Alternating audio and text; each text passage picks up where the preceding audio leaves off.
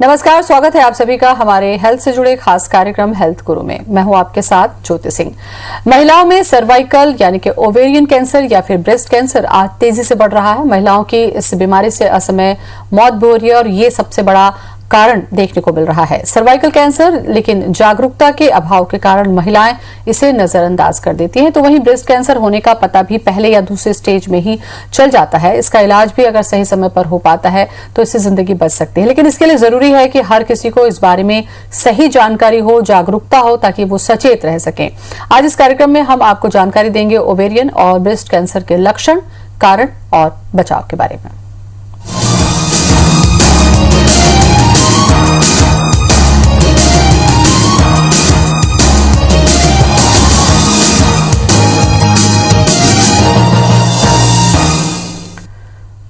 Ovarian और breast cancer जैसे गंभीर बीमारी पर आज हमारे साथ चर्चा करने के लिए मौजूद हैं डॉक्टर मो Roy, senior consultant surgical oncology, NHMMI Narayan speciality hospital. Doctor मो, सबसे पहले बहुत बहुत स्वागत है आपका।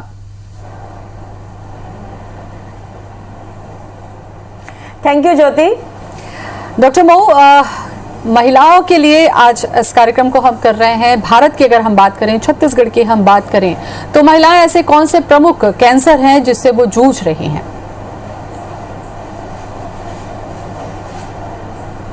जी, अगर हम छत्तीसगढ़ की बात करें तो सबसे पहला जो कैंसर है वो है स्तन का कैंसर। ठीक है, नंबर 2 पर आता है सर्विक्स कैंसर यानी गर्भाशय मुख का कैंसर, और तीसरे नंबर पे आता है ओवेरियन कैंसर यानी अंडाशय का कैंसर। जी, अच्छा, सबसे पहले इंडिया की अगर हम बात करें जी, या ऑल ओवर वर्ल्ड की बात करें जी, बोलें, तो ब्रेस्ट कैंसर नंबर 1 कैंसर है, महिलाओं में होने वाला नंबर 1 कैंसर है। वरिष्ठ सर्जन हैं आप ऑन्कोलॉजी की। डॉक्टर मो, मैं आपसे जानना चाहती हूं कि अभी तक जितने भी पेशेंट आपने देखे इन दोनों ही बीमारियों से जुड़े हुए, चाहे ब्रेस्ट कैंसर की बात करें चाहे ओवेरियन कैंसर की हम बात करें, ब्रेस्ट कैंसर में ऐसे क्या कारण लगते हैं कि जिसकी वजह से महिलाओं को ये कैंसर हो सकता है या होने की संभावना होती है? जी, ब्रेस्ट कैंसर किसी एक कारणवश नहीं होता है, जिसको हम बोलते हैं कि ये it is a multi factorial disease. इसका नंबर 1 कारक ये है कि महिला होना itself is a risk factor for breast cancer, क्योंकि जहां पर 25 to 28 पर 1 लाख महिला को ब्रेस्ट कैंसर होने का रिस्क है, वहां पे जस्ट 1% पुरुषों को ब्रेस्ट कैंसर का रिस्क है। तो महिलाओं में एक हार्मोन होता है ईस्ट्रोजन, जो कि ब्रेस्ट कैंसर का कारक है। दूसरा है बढ़ती उम्र। जैसे जैसे उम्र बढ़ती है वैसे ब्रेस्ट कैंसर का रिस्क बढ़ता है। 40 साल की उम्र के नीचे जनरली हम 10 से 15% ही ब्रेस्ट कैंसर के पेशेंट्स देखते हैं, लेकिन मोर देन 40 एज ग्रुप और एक बार जो रजोनिवृत्ति हो जाती है तो पोस्ट मेनोपॉजल एज ग्रुप में हम ज्यादा ब्रेस्ट कैंसर के पेशेंट्स देखते हैं। बिल्कुल। तीसरा जो बहुत इंपॉर्टेंट कारण है ब्रेस्ट कैंसर का वो है अनुवांशिकता। आपने सुना होगा एंजेलिना जोली के बारे में।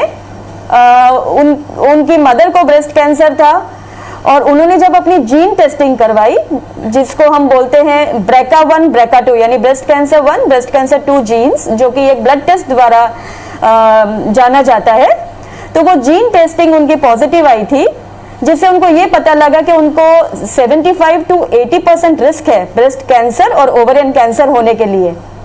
तो इसीलिए उन्होंने कैंसर होने से पहले उनकी फैमिली लाइफ कंप्लीट होने के बाद अपनी सर्जरी करवा ली थी ब्रेस्ट की, और प्लास्टिक रिकंस्ट्रक्शन करवा लिया था, और उन्होंने अपने दोनों अंडाशय की भी सर्जरी यानी ओवरीज भी निकलवा ली थी फैमिली लाइफ कंप्लीट होने के बाद। तो अनुवांशिकता का बहुत रोल है, खास करके ये जीन म्यूटेशंस जिसको हम breast cancer 1 breast cancer 2 BRCA1 BRCA2 जो जीन्स बोलते हैं, अगर ये जीन म्यूटेशन पॉजिटिव आते हैं, BRCA1 पॉजिटिव आने से 75 to 80% रिस्क है ब्रेस्ट और ओवेरियन कैंसर होने का, और BRCA2 पॉजिटिव आता है तो वो रिस्क कंपैरेटिवली कम है, 30 to 40% की रेंज में है। ठीक है, तो ये है सिग्निफिकेंस एक family history of breast cancer होने का। ठीक है, ये मेन जो कारण थे डॉक्टर मऊ आपने बताए।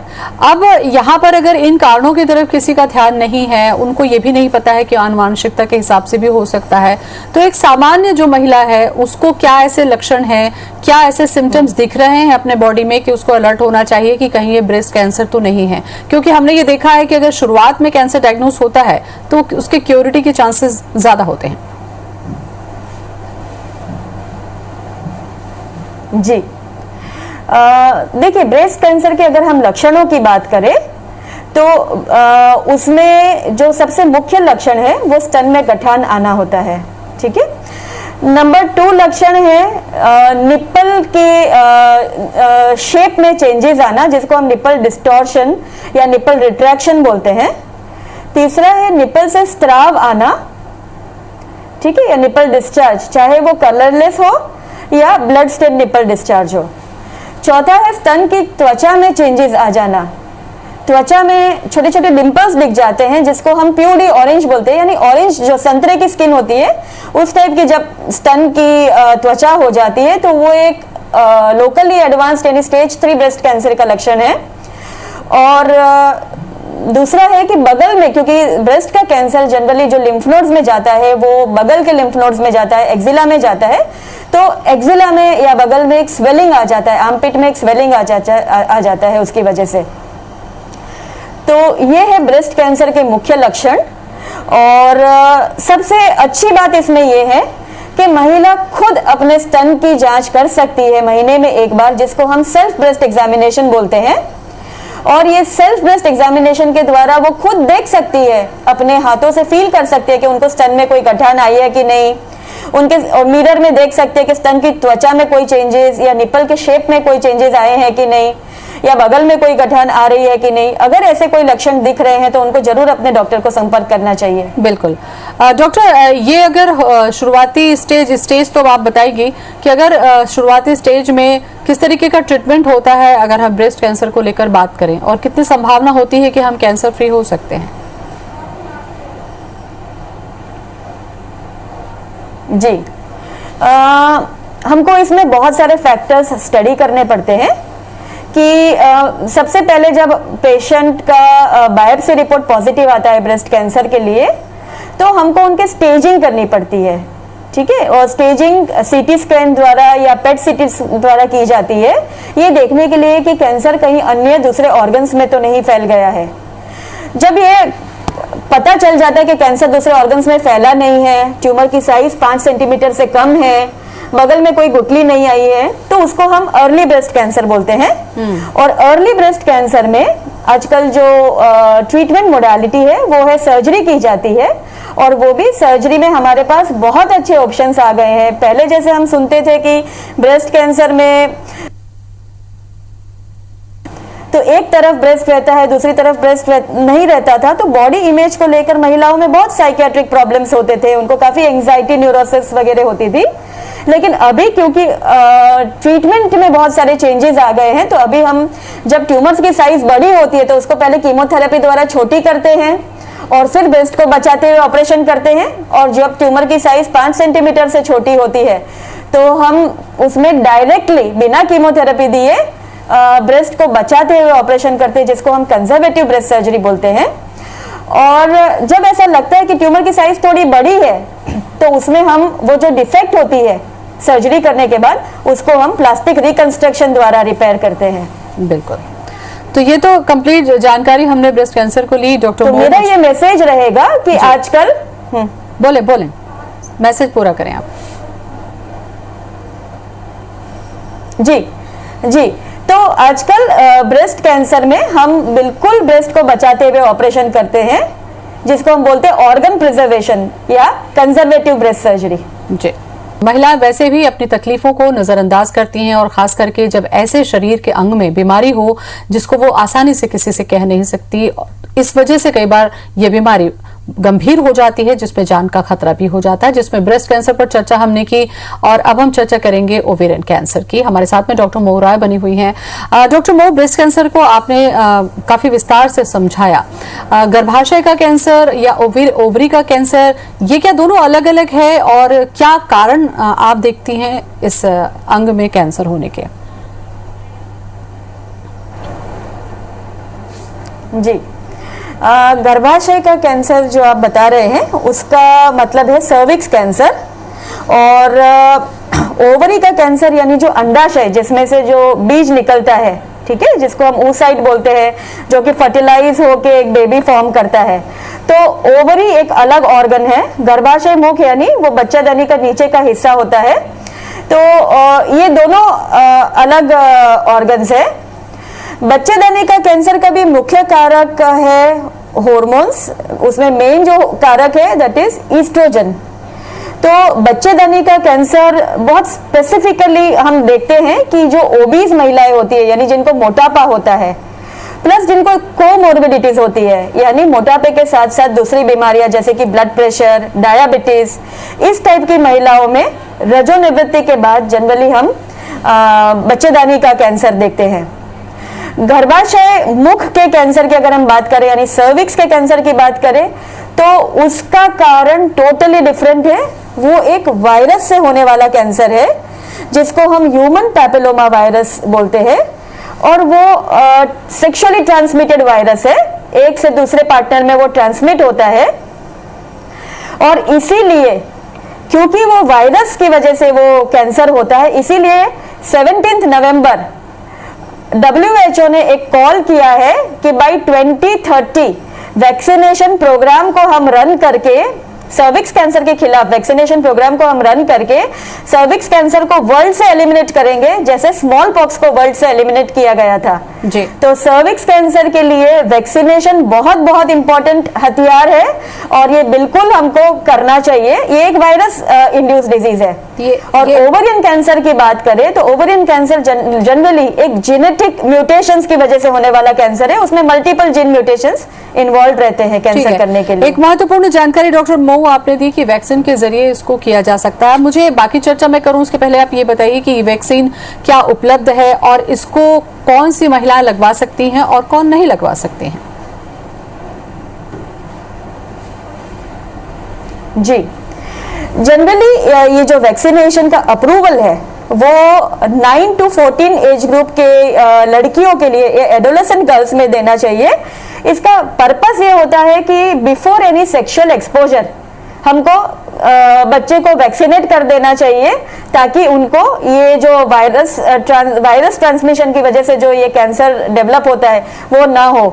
तो इसका जो प्रोटोकॉल है वो 9 to 14 की एज ग्रुप की लड़कियों को 2 शॉट ऑफ वैक्सीन दिए जाते हैं। First shot is the 0 shot और दूसरा शॉट उसके 1 महीने बाद दिया जाता है जी। अब और अगर 14 साल से ऊपर एज ग्रुप है तो 3 शॉट में वैक्सीन दी जाती है, दैट इज 0, फिर 1 महीने बाद और फिर 6 या 12 महीने बाद। ठीक है डॉक्टर, चूंकि ये जो एक बीमारी है, कैंसर, ओवेरियन कैंसर जो है, इसके सिम्टम्स किस तरीके से होंगे? क्योंकि महिलाएं जो होती हैं मेनोपॉज वाले स्टेज में होती हैं, उनको ऑलरेडी कई बार जंप कर रहा है पीरियड्स या इस तरीके से ब्लीडिंग हो रही है, तो वो डायग्नोज नहीं कर पाती हैं। क्या यहाँ पर ही उन्हें सतर्क होने की जरूरत है? कोई जांच उनको करवा लेनी चाहिए? जी जी, बहुत अच्छा सवाल पूछा ज्योति, क्योंकि अगर हम ब्रेस्ट और ओवरियन कैंसर को कंपेयर करें तो ब्रेस्ट एक सरफेस ऑर्गन है जिसकी जांच महिला खुद कर सकती है। बहुत बार महिलाएं हमारे पास आती है कि नहाते नहाते उनको फील हुआ कि उनको स्तन में गठान है, तो वो खुद फील कर सकती है।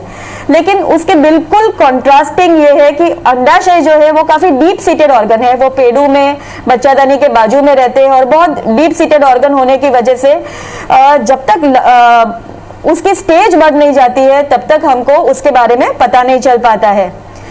इसके लक्षण भी बहुत अनकॉमन से लक्षण हैं, और वो दूसरी बीमारियों के साथ मैचिंग होने की वजह से पता ही नहीं चल पाता है कि ये ओवरियन कैंसर हुआ है। जैसे कि महिला को ऐसा लगेगा कि उनको गैस जैसी सेंसेशन हो रही है, जिसको हम इंग्लिश में ब्लोटिंग सेंसेशन बोलते हैं। दूसरा है कि उनको अब्डोमिनल डिस्टेंशन यानी पेट का घेराव बढ़ा हुआ आएगा, जो कि जनरली पानी भरने की वजह से आता है, और उनको ऐसा लगता है कि क्योंकि मेनोपॉजल एज ग्रुप आ रही है, एज बढ़ती जा रही है, और इसीलिए उनको ऐसा लगता है कि शायद उनको ओबेसिटी या मोटापा आ रहा है, लेकिन ये जनरली पेट में पानी भरने की वजह से आ रहा होता है। और तीसरा है बहुत रेयरली कभी कभी पोस्ट मेनोपॉजल यानी रजोनिवृत्ति के बाद ब्लीडिंग के साथ भी ये प्रेजेंट कर सकता है। ठीक है, या फिर कभी कभी जब ट्यूमर की साइज बहुत बढ़ जाती है तो आसपास के ऑर्गन में वो प्रेशर इफेक्ट करता है, जिसकी वजह से पेशाब करने में या मोशन पास करने में दिक्कत होती है, तब जाके ये प्रेजेंट करती है। ठीक है, उसके बाद तो ट्रीटमेंट वाला पार्ट होगा, जब डायग्नोस होगा उसके बाद तो इलाज की बात होगी ही। लेकिन मैं आप से ये जानना चाह रही हूँ कि क्या कोई ऐसी जांच है जो उस एज की महिला को या ऐसे सेंसिटिव एज वाली महिला को वो जांच करवा लेनी चाहिए? मुझे लगता है उस जांच के बारे में भी आप जानकारी दें। बिल्कुल, इस जांच को हम बेसिकली स्क्रीनिंग टेस्ट बोलते हैं। और ओवरियन कैंसर के लिए जो स्क्रीनिंग गाइडलाइंस है वो है, क्योंकि ये रजोनिवृत्ति के बाद कॉमनली होता है, तो हर महिला जिनको मेनोपॉज हो चुका है उनको साल में एक बार अपना सोनोग्राफी जरूर करवाना चाहिए पेट का। और दूसरा है कि एक ब्लड टेस्ट होता है जिसको हम कैंसर एंटीजन 125 बोलते हैं। तो ये दोनों जांच जब कॉम्बिनेशन में होता है तो हम अर्ली स्टेज ओवरियन कैंसर को भी पकड़ सकते हैं। चलिए, संक्षेप में मैं आपसे जानना चाहूंगी डॉक्टर कि क्या इस बीमारी से जूझ रही महिलाओं की ट्रीटमेंट के बाद में महिलाएं पूरी तरीके से स्वस्थ हो जाती हैं? इसको लेकर किसी तरीके की डरने की जरूरत नहीं होती है?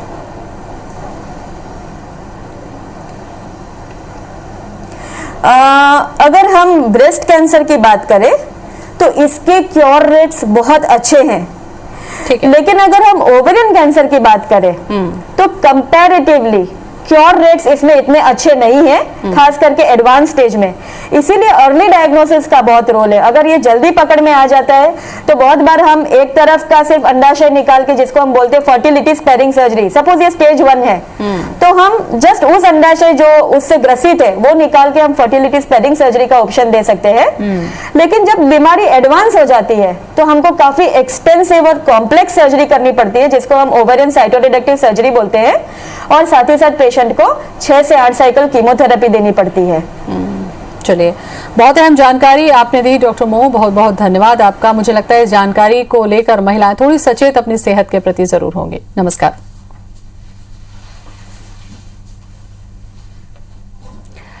तो महिलाएं अपने आप को लेकर थोड़ी सी सचेत रहें, क्योंकि अगर कोई भी बीमारी अगर समय से पहले पकड़ में आ जाती है या फर्स्ट स्टेज में पकड़ में आ जाती है तो उससे वो बच भी सकती हैं, खास करके ब्रेस्ट कैंसर और ओवेरियन कैंसर। नमस्कार।